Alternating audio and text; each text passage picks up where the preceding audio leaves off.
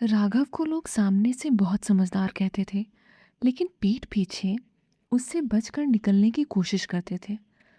क्योंकि राघव की एक आदत थी, हर किसी की जिंदगी में अपनी राय देना। और उसकी राय इतनी नकारात्मक होती कि सामने वाला इंसान खुद पर शक करने लगता। पर राघव को अपने बारे में एक बात पर बहुत गर्व था। उसे लगता था कि वो लोगों को सच्चाई बताने की हिम्मत रखता है। उसके अनुसार दुनिया में ज़्यादातर लोग झूठी तारीफों के सहारे जीते हैं, जबकि वो कड़वा सच बोलता है। लेकिन उसे ये समझ नहीं आता था कि सच और निराशा फैलाने में बहुत बड़ा अंतर होता है। एक बार राघव अपने पड़ोसी सुरेश जी के घर गया। सुरेश जी ने बड़ी खुशी से उसे अपना नया घर दिखाया और बोले, देखो राघव, 20 साल की नौकरी के बाद आखिर अपना घर बन ही गया। सुरेश जी के चेहरे पर गर्व और संतोष साफ दिखाई दे रहा था। लेकिन राघव ने चारों तरफ नजर घुमाई और कहा, घर तो ठीक है, लेकिन लोकेशन अच्छी नहीं है। आगे चलकर प्रॉपर्टी की कीमत भी शायद ज्यादा ना बढ़े। राघव की बात सुनकर सुरेश जी की मुस्कान फीकी पड़ गई। कुछ मिनट पहले जिस घर पर उन्हें गर्व हो रहा था, अब वही घर उन्हें छोटा और बेकार लगने लगा था। एक दिन वो अपने रिश्तेदार के घर गया, जिनकी बेटी ने मेडिकल कॉलेज में प्रवेश लिया था। पूरा परिवार खुशी मना रहा था। लड़की ने उत्साहित होकर कहा, देखिए भैया, मेरा सपना पूरा हो गया। उसकी बात सुनकर राघव हंस पड़ा और बोला, अभी तुम्हारा सपना पूरा कैसे हुआ है? अभी तो असली संघर्ष शुरू होगा। हजारों डॉक्टर घूम रहे हैं नौकरी के लिए, इतनी जल्दी खुश मत।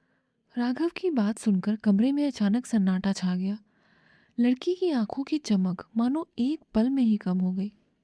एक बार राघव अपने दोस्त मनोज के घर पहुंचा। मनोज ने छोटा सा व्यापार शुरू किया था। उसने बड़े उत्साह से राघव को अपना ऑफिस दिखाया और पूछा, बताओ राघव, ऑफिस कैसा लगा? राघव ने बड़े ही बुझे मन से कहा, सच बोलूं, ऐसे बिजनेस हर महीने खुलते और बंद होते हैं। बहुत मुश्किल है इसमें सफल होना।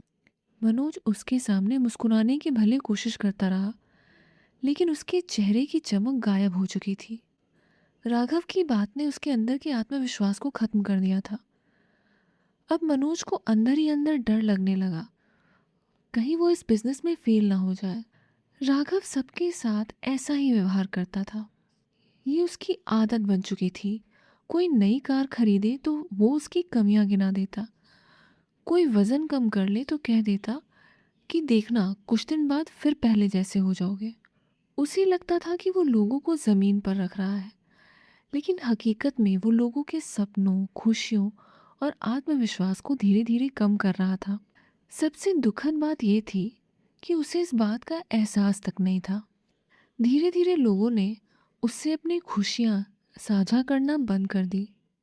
अब उसे किसी के प्रमोशन की खबर सबसे बाद में मिलती।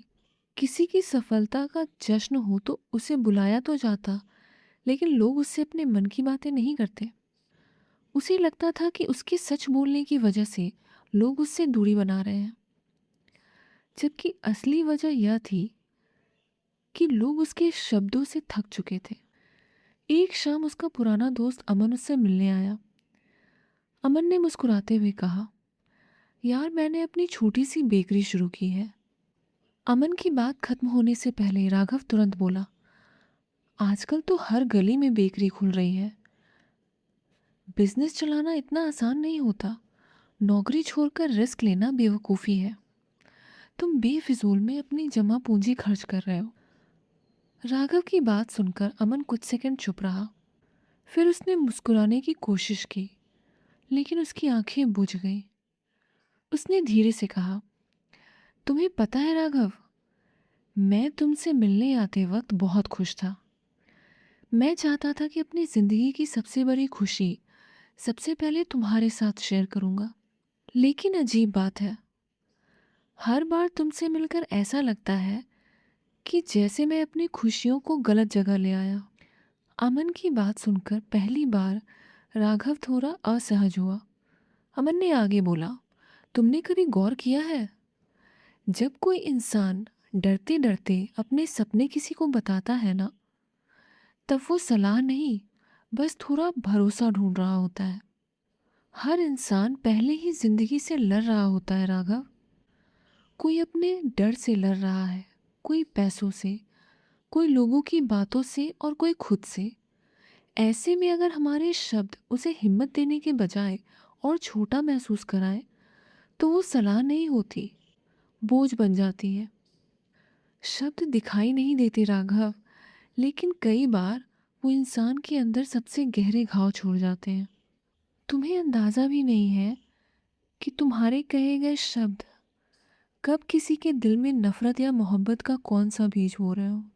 मुझे नहीं पता तुम जो भी कहते हो वो नादानी में कहते हो या जानबूझकर, पर तुम्हारे कहे गए शब्द किसी की ज़िंदगी तबाह कर सकते हैं, किसी के आत्मविश्वास को तोड़कर चूर चूर कर सकते हैं। इसलिए मैं तुमसे सिर्फ इतना ही कहूँगा कि अगर तुम किसी के बारे में अच्छा नहीं बोल सकते, तो बेहतर है कि तुम लोगों के घरों में अंधे बनकर जाओ और वहाँ से गूंगे बनकर निकलो। ये कहकर अमन अपने घर चला गया। उस रात राघव बहुत देर तक सो नहीं पाया। उसे पहली बार याद आने लगा कि कितनी बार लोगों की आंखों की चमक उसकी बातों के साथ बुझ गई थी। दोस्तों की चुप्पी, लोगों का उससे बचना, लोगों का उससे दूरी बनाना, ये सारी बातें उसे उसकी गलती का एहसास करा रही थी। पहली बार उसे अपने कहे गए शब्द भारी लगने लगे थे। राघव को अपनी जिस आदत पर गर्व महसूस होता था, आज उसे उसी आदत पर शर्मिंदगी महसूस हो रही थी। उसे समझ नहीं आ रहा था कि वो इतने सारे लोगों से माफ़ी कैसे मांगे, जिनके सपनों और उम्मीदों को उसने जाने अनजाने तोड़ दिया था।